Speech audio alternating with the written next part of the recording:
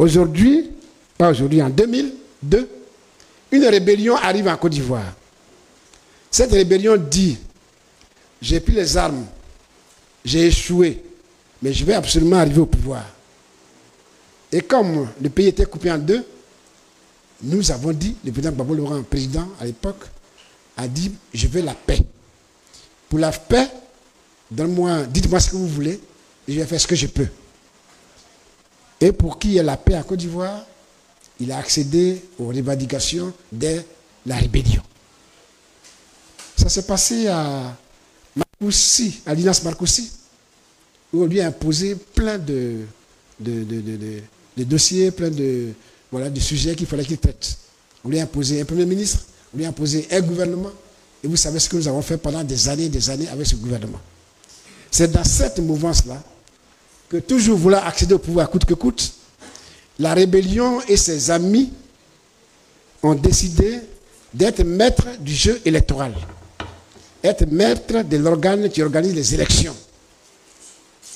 Quand on a dit qu'il y avait une commission qui allait organiser les élections de 2010, d'abord 2005 et ensuite 2010, ils y ont mis tous les camarades.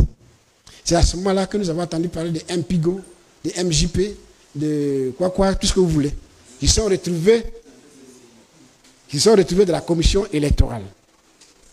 Le gouvernement, à l'époque, FPI, n'avait qu'un seul militant qui avait été désigné dans cette commission. Et évidemment, en tant que président de la République, le président avait nommé son représentant. Tout le reste, c'était la rébellion et les alliés à la rébellion. On avait environ 31 personnes à l'époque. Et ces 31 personnes, au bas mot, il y avait 26, 27 qui étaient de l'opposition et de la rébellion. Et c'est même l'opposition, la rébellion, qui présidait la commission électorale de l'époque. Voilà comment s'est passé la Côte d'Ivoire. Voilà d'où vient la commission électorale que nous avons aujourd'hui. Quand ils ont réussi le coup d'État en 2011 et que Gbagbo a été déporté, ils ont continué dans la logique. Ils ont mis dans la commission électorale tout ce qu'ils voulaient y mettre pour que ce soit leur commission électorale. Et c'est ça que nous vivons aujourd'hui.